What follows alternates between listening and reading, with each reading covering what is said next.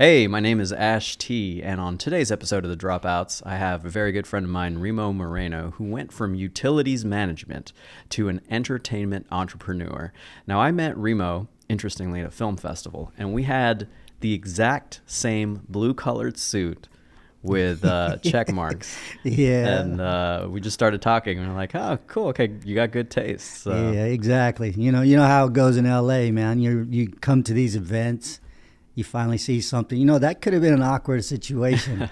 Usually in LA, you see people with the same outfit on. You kind of want to avoid them, and I don't think that was our case that night. It was just like, hey, we told each other, hey, you got good taste, man, and ended up hanging out that night, saw some films, and had some hors d'oeuvres. That being said, all good, bro. Thank you. Yeah. It was a good time, though. Really good time. Definitely. You do have good taste, though. Nice suit you had on that day. Thanks. Well, I wanted to ask you, where did you grow up? And because I never really talked about like your early life, your parents, what did they do, and what kind of values did they instill in you with regards to pursuing your dreams versus taking on a 9-to-5 job? Oh, pretty okay. Well, I'm originally from Tucson, Arizona. Born and raised there. Moved around place to place. I lived in Las Vegas for a while, Phoenix, Arizona. Did a lot of that with the company we're going to probably talk about in a while. But growing up in Arizona, I had mother and father. My mom was a orthodontic assistant. She also did hair, permanence, hair color, cutting hair, all that kind of stuff. My father was in the fire department. Worked his way through the fire department all the way through to being the chief of the fire department. He ran the department in Tucson, Arizona. But quick note on him, he actually didn't even graduate high school. He went into the Marine Corps when he was 16 years old. Got out probably when he was about 19 or about 20, something like that. Got into the firefighting, and the rest was history with him. But very strict, very strict. Coming from the Marine Corps, going back into the fire services, everything was pretty regimented. So, did you have any dreams growing up as a kid? Like when you were 6 or 7, did you say, I want to be a fireman because your dad was a fireman? Well, that's the crazy thing. I never really wanted to be a fireman. Okay. Astronaut. Although I was around them all the time. My dad got us on the fire truck, all that kind of stuff. But my thing was always getting into music. Okay, so you, at a very early age, you really connected to music? Yes. How young were you think, when you... Probably 2 years old. 2 years old. One of the things that I used to do was when my dad, growing up, was who also was into music. It was one of the few things that we really had in common.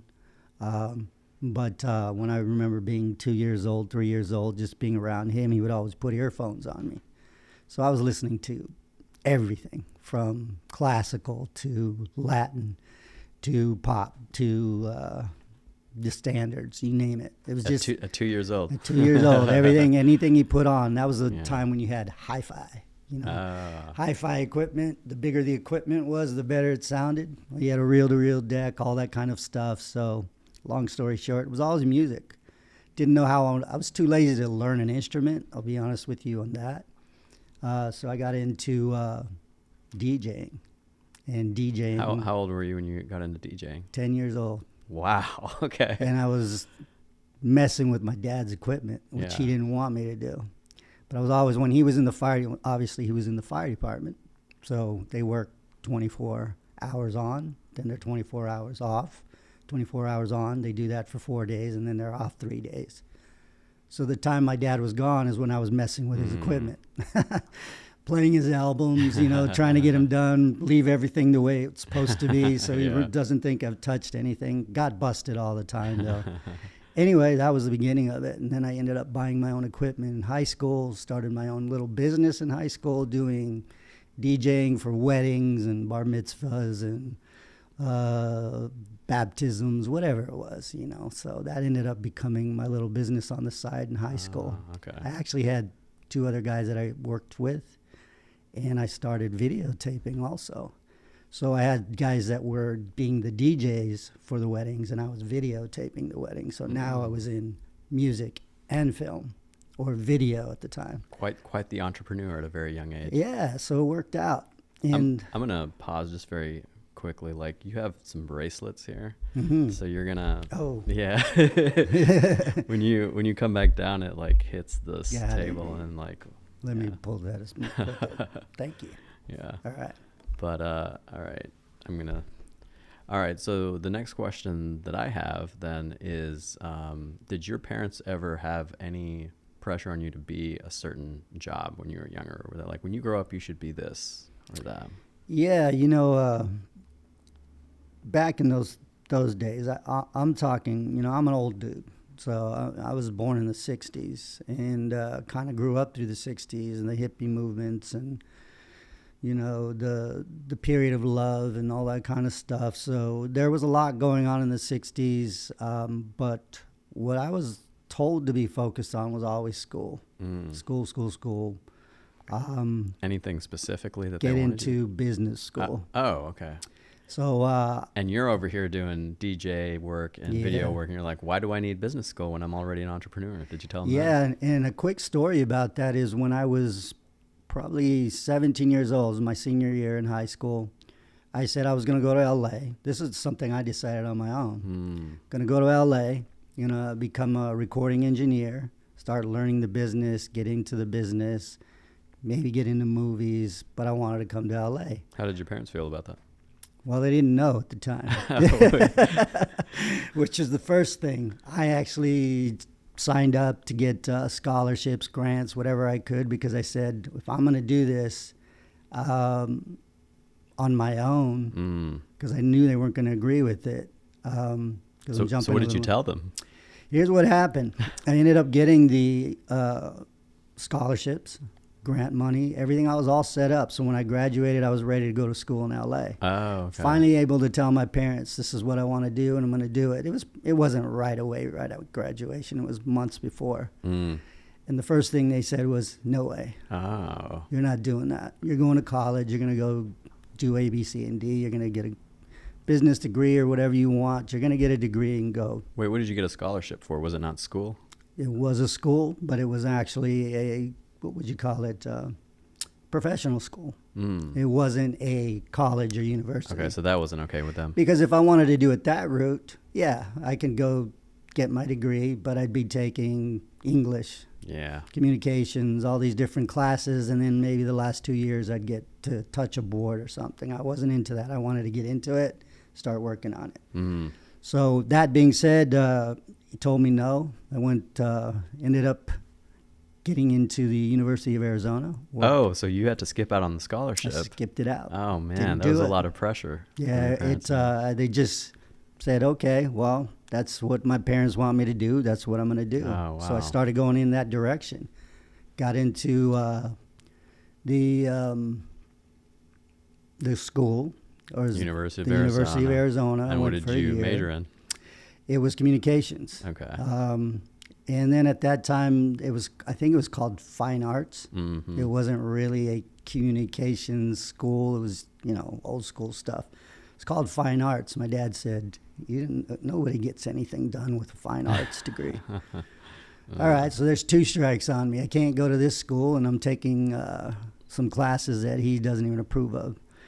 The very long story short is basically I got out after about a year and a half, almost 2 years.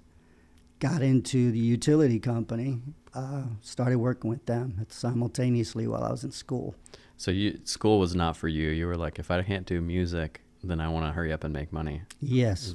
It was just more or less that school was not really for me. In those days, they used to have vocational classes in high school, teaching you printing, architectural drafting, camera, photography, wood shop, auto mechanics. They don't have that anymore in high school, at least not too many. They did in my high school. Yeah. Some of them do. Yeah. If they're good schools, they probably should, which I think we should get back to these days. I think that's what's lacking in the schools. Everything's about just education. And I get you lose it. a common sense But not everybody's made for that. Yeah. The person working in a store or the auto mechanic is just as important as as someone else. I'm not going to say a doctor or anything like that. I mean, there's a difference. There's a need for something. Mm-hmm. So, there's got to be someone to fill those positions. But then you decided, okay, I'm going to join this utility company out of college. Yeah. Well, I was good. I was fortunately very lucky to get the job because I was working as a custodian. I was working as a janitor at the same time I was going to college. That was one of the things my dad instilled in me. Nothing's for free. You got to work for it. Mm-hmm. So working was not a problem for me. I was pretty humble about what I did. It was just a matter of making a buck and moving on. So I was in the university at the time, moved on, pushing the brooms in the high schools and as a janitor. And then I got this job with the utility company called Southwest Gas in Tucson, Arizona. Mm. Started in the mailroom, worked my way through the whole gauntlet of it, ended up getting into management where I was managing up to 250 people. Wait, hang on just a second. So, all right, you really have this passion for music and a DJ, right? Mm-hmm. And you go to school and then you become a janitor. Though, was that like very taxing on your mental health to not be, with the music that you love so much? It really was. How did you stay through that and continue to do utilities? Like, what was the driving force that kept you along that path? Well, here's a funny story. At the time, again, just getting out of high school and getting into college, you're 17, 18 years old, so to speak.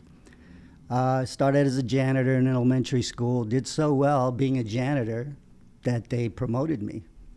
Wow. So I'm going, yeah, whatever. That felt good, I guess. Yeah, I got promoted because it was a huge responsibility. I was 18 years old, and I was the only janitor in the evening cleaning the whole dang school. Interesting. So that being said, I did a job well enough where they promoted me to the high school. Mm. Well, now I'm in my element. I'm 18 years old, and there's people all over, high school, 14 through 18 probably.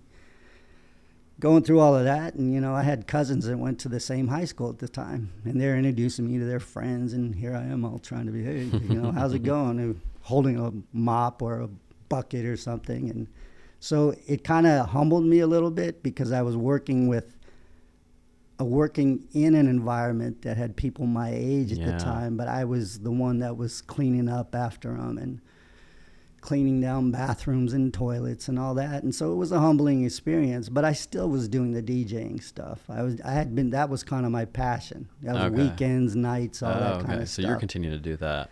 It was a lot of things. It's just a matter of making time for it. Yeah. So I was still doing the music. The businesses were still rolling and lots of work. Mm. So I started playing at a lot of parties. People asked me to play at different things, and it just worked at hotels and became the DJs, and it was a win-win situation for me. But with the utility company, I transferred to Las Vegas, and that's where I really became what I would call a professional DJ. Oh, okay. Wait. So you're able to continue. You're the manager for 250 people, right? But that came about 8 years later. Oh, okay. So you're steadily working your way up the utilities. You're staying in that company. Why did you stick around in that field? Why not just do DJing full time? Well, here's the story. I actually stuck around for 16 years. So that was the plan. I was like, I'll do this DJ stuff, kind of make a living. I got married at the time, had 3 kids. When did you get married? When? Yeah. Like, how old were you? I got married when I was 25 years old. All right. So this is about 7 years after. And she was 20 at the time. Okay. But I had already been working for the gas company. Yeah. Started in the mailroom, as I was telling you. Were your parents proud of you for leaving college and now that you're in the utilities? They were happy that you were They were happy because one of the things that the utility company allowed me to do was go back to school. And they reimbursed me for it as long as I was in school. Oh, you went back to school. I did. Okay. And that was important to them. They weren't just happy with you managing 250 people. They also wanted you to complete your degree. Exactly. Oh, get the degree, blah, blah, blah, which I never did. But I worked, when I was working with the utility company, lots of school. The sad thing about it was I was always transferring to different cities with the utility company. Started in the mailroom, transferred into Las Vegas. I became a meter reader, Worked there for about 5 years. Ended up coming back to Tucson. Got into management there. Got another opportunity to come back to California as a manager and another supervisor role. Ended up getting up the gauntlet of the ladder in the utility business. But during that time frame, the utility company always pushed classes, education. So I was either in a community college or a university during the time I was working with the utility company, which helped me a lot. What kind of classes did you take? What kind of classes? Yeah. Just predominantly Everything. management, marketing, public speaking. I was in Toastmasters. I was in Optimist International. I was past president of Optimist International. Wow. Optimist International kind of gave me the legs to kind of speak in public with a lot of people on a big scale. And so it was a win-win. I got to admit, it helped me tremendously to be involved with that because it was a structured environment. It was a great job, got great money, but it was the perfect job. I had the wife, 2.5 kids, great job. I had all the benefits, all that. And then 16 years later, I was, remember the day, I was doing somebody's review, performance review. How old were you? It was probably 34. Okay. Probably at the time. It was probably about that time. So you're doing No, actually it was about 33. About Okay, that 33. time. Actually, I ended up being the youngest supervisor ever in those positions that I was at the utility company. I was moving up fast. Yeah. Thank goodness for me. But then I ended up moving back to Arizona with my wife and at the time, and things started to change. But I was 33 at the time. For the performance review. For the performance review stuff. I'm sitting there writing someone else's review, but I had done hundreds of these already. Yeah. But it was like a daily thing. I'd have to do 2 or 3 of them a day to keep up with all the people that were under my jurisdiction. So that being said, I was just writing someone's review one day, and I'm like, man, this is boring. After the 200th performance review, you're like, you know what, this telling is boring. people what they're doing constantly wrong or right, and giving them the positive side of things and the negative side of things. I used to do something called an Oreo effect. I'd tell them something very positive, then I'd hit them with the negative, and then end it with the positive. So that was my Oreo effect, I call it. The creamy fillings in the middle, Yeah. but you kind of got to squeeze through that and go through it. So that being said, I just got bored with the politics that were involved with the corporate environment. There was a lot of that going along, so I just got tired of it, and I finally went home one day. I told my wife, I think I'm gonna quit and go back to school. Oh, school. Okay. Yeah. Well, here's the crazy thing. Some things happened with the gas company that led me to wanting to get out. I had a supervisor at the time. Doesn't matter, I'm not going to get into the details, but he didn't really like me at the time because where I was in California, and I demanded a job back in Arizona so that I could wife. He just didn't want to hire me for the position, but he was told to hire me because I already had the experience. So already we were butting heads when I got there. So he made it to a point where I just didn't want to be there anymore. I got out, first of all, because I just didn't want to work with the company. People thought I was crazy, so I was looking for another job. So you were bored, you didn't like the company, you come home, you tell your wife, Yes. I don't want to work anymore, and we're not going to have any money because I'm going to go back to school. What does she say? Are you effing crazy? And I told my dad the same thing. He reiterated, only louder. Pretty much everybody told me I was effing crazy, big time. That's mostly the one thing I heard from everybody. But here's a quick twist. I ended up working for a company called Frito-Lay because I want to learn got into some marketing side of stuff. And Frito-Lay allowed me, I worked for them for a year before I actually went to school. Okay, so you you kind of listen to your wife and your Yes. dad. You're like, all right, I'll continue to make some money, but I'm not going to work in this company. Yes. I'm going to work for Frito-Lay for a little bit. Okay. Even though I was getting paid very well, I just knew I had to make a drastic change. Yeah. That's what my intention was. How did you find a new job so quickly? Fortunately, I had a brother-in-law who worked for Frito-Lay. Okay, gotcha. So he was the one who hired me at All the right. time. It worked out. And here's a crazy moment. This is how I got into the actual entertainment industry. I was stacking or stocking some chips, as they say, in a Circle K or whatever it was. I don't remember what it was, and just straightening out chips and before I go to the next one. And it was the time when Maxim magazine. I don't know if you I do remember. Maxim magazine just came out. Hometown issue. Hotties. Hometown Hotties, right? Well, this was the very first one, and I was putting these chips up. The guy next to me was putting these magazines up, and I saw this picture of Carmen Electra on the front cover of the first Maxim magazine, and I was like, holy crap, who is this woman? I had the exact reaction. But, you know, it was the very first one. So I started looking through it. Oh, it's an LA based, or it was coming out of LA. The photography was done out of LA. I started just browsing through it, and I'm going, this is where I need to be. Well, I should have been doing this. And that's where I decided I was going to go to school in LA. I just went back to my bosses at Frito-Lay, said I'm putting in my notice. What was it about that magazine and Carmen Electra that you decided I'm done with these? I was just the lifestyle. It was everything I saw. It wasn't just about being in front of cameras and stuff like that. It was just that was more interesting to me. Even just taking photos, videos, music. I'm saying, well, what am I doing in Tucson, Arizona? The only thing I'm going to do here is medical videos and weddings and bar mitzvahs. That's what I was editing at the time, because I was an editor at the same time. That's something I learned on my own. Okay, well, more surprises come up. I didn't know that you were editing also while you were at the Frito-Lay job. Is that? Yeah, it was something I did even when I was the DJing stuff, because it went hand in hand with the music. I was also videotaping weddings, and I was editing those for people, making a buck. That's how my little business was running. So you were kind of in the entertainment business your whole life in some capacity, even though if it was just on the side. But it really was a hobby at that time. It was just something I was doing to make an extra buck, get out, do some things, that kind of thing.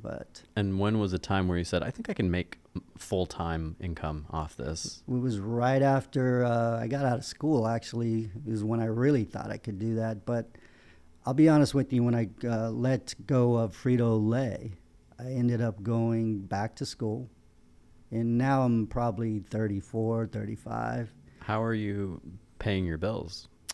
Money saved, thank goodness. And then I had a lot of family in Arizona, so my wife and kids were still in Arizona. I came to LA, and then I was going back and forth like every 1 or 2 weeks whenever I could. It was just constant, just boom, boom, boom, boom. So I was trying to be family man and,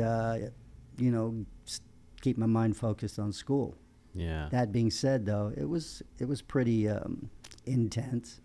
But then I got to the point where I got out of school, and then I was able to move my family up here, got a job. So were you doing schooling in LA? Yes. What it was were you doing Los there? Angeles recording school is where I actually went to here. Okay. Yeah, it was in North Hollywood at the time. Now I Yeah. think it's on Sunset here, but That's pretty expensive, isn't it? it was at the time, and that's why I had grant money, and I just was doing everything on my own, everything possible that I could do just to make that happen. So, but it was tough. It wasn't no piece of cake, I'll tell you that much. But it's exciting because you're actually going back in time to, that 10-year-old boy that wants to DJ. Now That's you're what at the it Los was. Angeles Recording School. I tell people I made a profession out of my hobbies. That's truly what I was doing. It was just got to a point in my own life saying, I'm bored with this. It's not exciting to me. I knew what the next 15, 20 years was going to be doing what I was doing.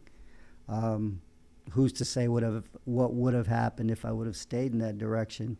But with that being said, I moved to LA, and the rest is history. I mean, now everything went from this journey in my life to this journey in my life. There was so many opportunities and things to happen that I was just like, wow, what direction do I want to go now? Because there wasn't as many opportunities in Arizona. Once you finish Los Angeles recording school, you've made a network of people probably. Yes. And what happens to the family? Do they move with you to Los Angeles? Or? They did. We ended up moving to Redondo Beach. Got my kids into some very good schools. And at what point did they move when you knew what you were? It was right when I finished school, and then I got a job. I was working as a runner, of all things. Oh, a runner where? A runner at a special sound. It was a sound effects studio. Okay. In Burbank called FX. And that's how I actually met a lot of people, because I was delivering things to studios. I was delivering things to personal homes, to actors' homes, wow, to picking up things. I just met tons of people through there, and I also met some very good people, and I also learned how to do some sound design, which helped me in my editing stuff. And so once I got that job is when I moved them out here. I just found a place in Redondo Beach, moved them out, looked for the best school districts. That's what I was looking for. And the rest was, they're here to this day. They've moved around as also, but my kids are still here. I'm no longer married, but that's another story for another time. Yeah. But that being said, but I think it's really fascinating that you're able to support your family in Los Angeles, one of the most expensive cities in the world. Yeah, it was tough. How many jobs did you have at that time trying to support these? Well, I had a couple. I was still doing the DJing stuff now. Now I was doing that as a profession because in Las Vegas, that's where I got my first opportunity to actually be a DJ in a true nightclub where it was hundreds of people. It was not just parties. Yeah. So that being said, I was still doing that. I was working during the day, and just fortunately, my wife at the time was working at the time, trying to find jobs because my kids were old enough to be in school. But when we were in Arizona, she wasn't working at all when I was working for the utility company, because it was just she didn't need to. Yeah. I would rather have her raise the kids, which she approved of as well, and it was a win-win. So good deal. So what was the next step for you in your evolution as a creative person? From runner. Well, I got into the movie trailer business. That's where the passion really came from, because when I was in school, I wanted to be a recording engineer, deal with music and stuff. Then someone showed me post-production audio. And I was like, holy mackerel, this is interesting. I like this, more I've never heard that anybody is interested in post-production audio. I hear post-production and I'm like, I don't want to do it. Well, you know what it was is that I was able to put sound to video. I was always doing them separate, so to speak. You know, even though I was editing wedding videos and stuff like that, it was awesome, because it was like the sound for post-production where you're putting, someone moves a cup up like this and puts it back down. There's a sound to it. Right. If someone woofs their hand like this, there's a sound to it. So all these little things, you started getting the details of what a movie or a scene might be. So one of the things I learned was anything that moved had a sound. And that helped me a lot in the trailer business. So then I got into trailers, a movie trailer business, and I worked for a company called Creative Domain as an assistant and an assistant editor, and started just getting in doing trailers for Sony, Paramount, Lifetime Channel, Playboy Channel, just everything was like opportunities. The great thing about trailers is that you're on a project for a few weeks and then you're on to another one, or a few months and then you're on to another one. The longest one I ever worked on was probably 1 year. I did a project called Crouching Tiger, Hidden Dragon a long time ago. Wow. So we ended up doing the international version first, which was being released in China at the time. And then when it was so popular there, it came to the United States. So we had already been working on it internationally, and then it came to the United States. So it was pretty much a year we were working on that project. But great experience. Now you're working with the studios. Now you're working with movies, like real movies. Yeah. Now you're putting sound design. Now you're telling stories. It became a creative process. So the trailer business is what I had been in there for a long time, probably for 25 years professionally doing that and with different people. But wow, so you really enjoyed that over utilities. Still kind of doing it. Yeah. Still doing movie trailers, so to speak. Currently I'm working on a documentary, but that being said, movie trailers were awesome. And I remember the very first one I did, I was did a movie trailer. It was going to be a TV spot. And I was at a bar when it was actually playing for the first time on TV. And I'm looking up and I see my spot on this Monday Night Football game. And I'm looking around going, there's nobody with me. So who am I to tell? Well, I did that. So I'm just sitting there watching this thing and I'm like, very first one was on Monday Night Football. So it was great to see that happen. But that being said, the creative part started happening, which is what I really loved. That's what I loved about the wanting to be that 10-year-old kid that wanted to just kind of do something with music or visuals. And, you know, I used to do crazy little things when I was a kid. I used to do sound effects with microphones by the toilet and flushing the toilet and doing things and talking in the microphones and stuff like that. So I've always had that. But it's like, what do you do with it? And you found it 20 years later. But my dad always told me, he's like, you're never going to do anything with that. You can't. You know, hindsight's 20/20. And I'm not pointing a finger at him. It's not his fault. It's just the sign of the times. Yeah, you didn't know you could make money doing this stuff. And now you were making money. Back in the days, okay, look at it this way, 70s, 80s. You know, I was growing up during that time frame. DJs weren't making crap. Not like they are now. Now look at them. Right. If you're good, they're making millions to show up at a hotel. Yeah. You know, it's like, that's what I saw way back then. Yeah. I said, it's going to come because it's new technology. It's the same thing with the editing equipment. We went from analog to digital during that time. So when I was in school, they were just finishing analog stuff with kind of like editing with reel-to-reel tapes and having to splice them together and all that. And it was going into the digital age of Avid and Final Cut Pro. Right. You know, and those things.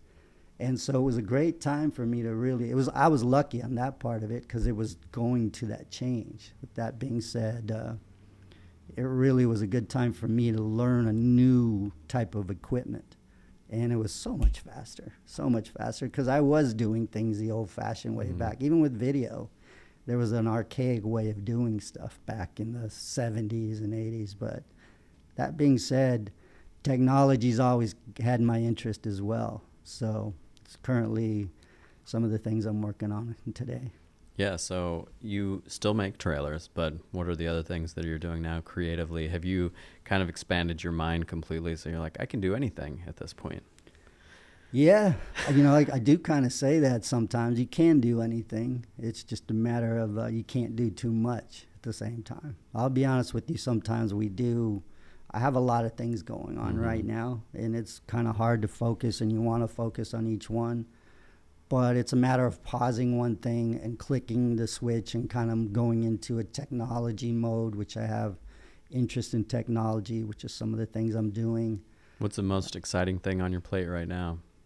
The platform I just launched. It's an idea of a young lady that I met years ago, Jennifer Acevedo, and her husband now, Tyler Acevedo, came to me and my business partner with an idea of this platform. I won't get into the details of how they showed up, but we had been working on this platform for the last 8 to 10 years, probably 10 years. Wow, what's it called? Who Has It? Who Has It? It's a branding platform that currently introduces influencers to brands and brands to influencers, but it's a gifting platform also.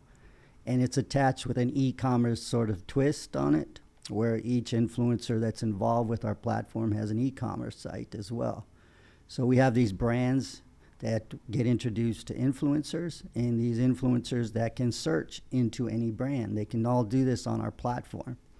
Influencers are not charged anything because they do the advertising, so to speak. The brands, there's a small fee, and it's a small fee, to actually be on the platform, and they just get to interact with each other. So if an influencer loves a brand, they can go, I like this water, I like this beauty product, I like this energy drink, I like these snacks. They can go in there and check off the boxes in the brands. And then the brands can look at the influencers who have that interest and say, I like this one, this one, this one, and they send it to us and we hand deliver it to them, VIP service. And that's kind of the beginning of it. And now these influencers can be part of e-commerce. So anything that they sell through their own followers, they get paid for it. So that's the biggest one I'm working on right now. However, there's a couple more bigger ones that'll probably be coming in, or just as big pretty well, because I work with technology, working with a piece of technology that's a composting machine. I call it's a digester, really. Not just doesn't compost, it digests garbage or paper products. And it can turn food waste, paper products into soil in 24 hours. So that's a technology I'm currently working on. It's a company called Terraforma. We have a digester machine that does this stuff, and it can create soil, really, really good soil, in 24 to 36 hours or less. So that's another piece of technology that I'm working with right now, and then I have a third company that we work with, AI technology, 3D, no glasses. That technology I've been working on that with another company called VEFXI for about the last 10 years as well. So that being said, those are the three things I'm currently working on. They take up a lot of my time, but Who Has It? We just launched it couple of weeks ago, the full launch. We did a soft launch last year, and so far so good. It's been very cool, very successful. So if you were looking back at your life, would you ever travel back and tell yourself, hey, get out of utilities management sooner? Or do you have any advice that you would give your younger self? Well, the one thing that I've learned through everything that's happened is not to be disgruntled about anything that's happened in the past. Take everything that happens in your life as a lesson. I mean, that's truly what you're here on this earth for, is to learn lessons. And good or bad, there's still a lesson involved with it. So even working with the utility company for 16 years, it prepared me for a lot of other things. I consider that my university schooling. Oh, yeah. Because I was just pushed into everything, and I was able to do it, and I did it well, speaking for myself. But I'm not going to say there weren't problems. I'm not going to say I didn't fail. I failed many times. But the thing was, I learned from every situation, which was a positive for me. So looking back on it now, I would just say I'd pay attention a little more, especially to the finance side of stuff. The finance thing, I'll be honest with you, I'm not a financial wizard. I have other people that do that for me. But I would pay more attention to the financial side of stuff, because you got to know how to manipulate money. I call it manipulating, because it's not just using it. Sometimes you have to do certain things with money, good and bad. I'm not saying always bad in a hurtful way. It just means you have to do it differently. But that would be the only thing I would really say to myself, is just pay a little more attention to the finance side of it. If I were to do it all over again, who knows what I've been doing. If I would have been in the entertainment industry when I was 20, 21, who knows where I would have been. I could have been in the Playboy Mansion with Carmen Electra. You never know. Yeah, exactly. Carmen, if you're listening. No, but that was a story for her. In fact, if I ever saw her, I'd mention that story to her.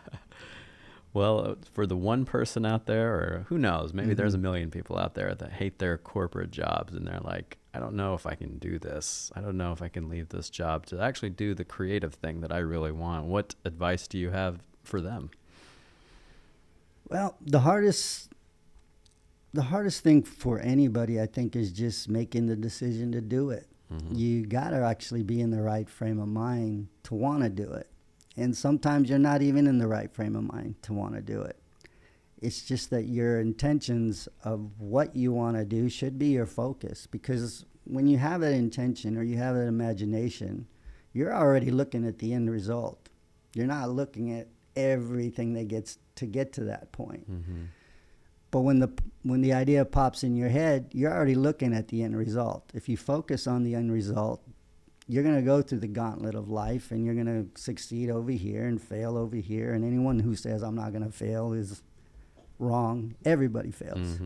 If you're going to fail, you're going to look stupid. There's going to be something you don't really know, and you're going to learn from it once you get through it. So to me, it was just getting through that decision to make it happen.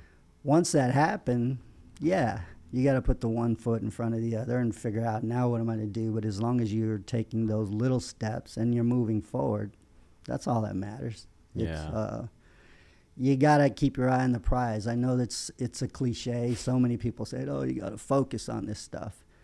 But here's the one thing that helped me out a lot is just being mindful about what I wanted. Most people spend more time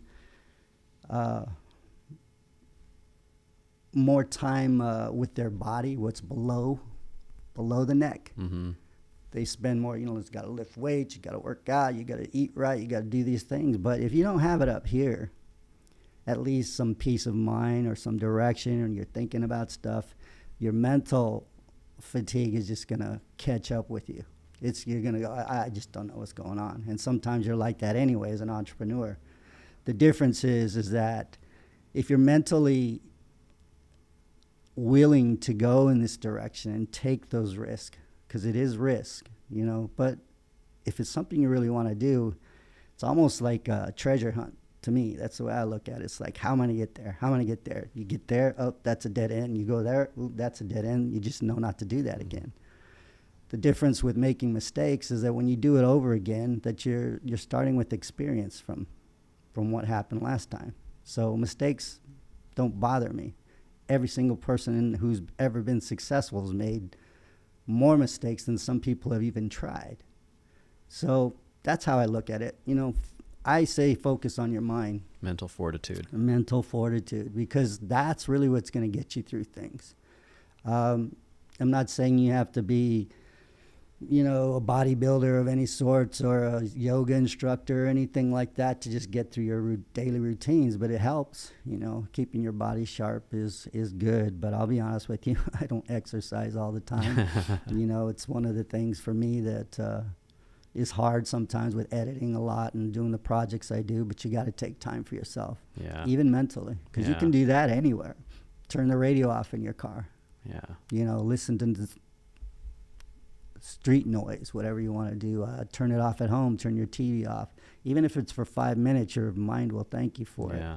And you come up with great ideas too sometimes, with that being said. I always tell people never underestimate what you're capable of doing, and you just have to really believe in yourself.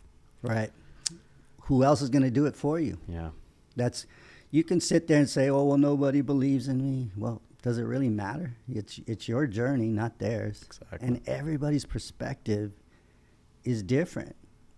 You and I could see the same thing going out on the street right over here, walking down the street. We'll see the same thing, but if you repeat it to someone else, your perspective of what you saw is going to be a little bit different from my perspective. Why would they be the same? Right. It's not your journey. It's your journey is attached to everything else in your life that you've gone through. My journey's with everything I've been attached to and what I've gone through. So with that being said, you just got to worry about yourself a little bit more. It's kind of like, what do I want to do and how am I going to get there? It doesn't mean, it's kind of like being selfish a little bit. But being selfish is good. But selfish is good, as long as you're not trying to tear up somebody else. You got to be selfish once in a while, because not everybody's going to understand. As I was telling you earlier, everybody said, are you effing crazy? Are you going to quit? You know how people can't get those jobs. You had the 9 to 5. It was really 7 to 3 or something like that. But you have the 9 to 5 job. You work the 8 hours a day. You have the 401k. You have, retirement benefits. You have the stock options. Have a job like that. It's perfect, right? But it's not perfect for everybody. And for me, it wasn't that way. So. Well, that was a very interesting conversation, and I'm so glad that you came on board for the podcast. So. Hey, thanks for inviting me, man. It was good to see you. Yeah, thanks a lot. Appreciate it, my man.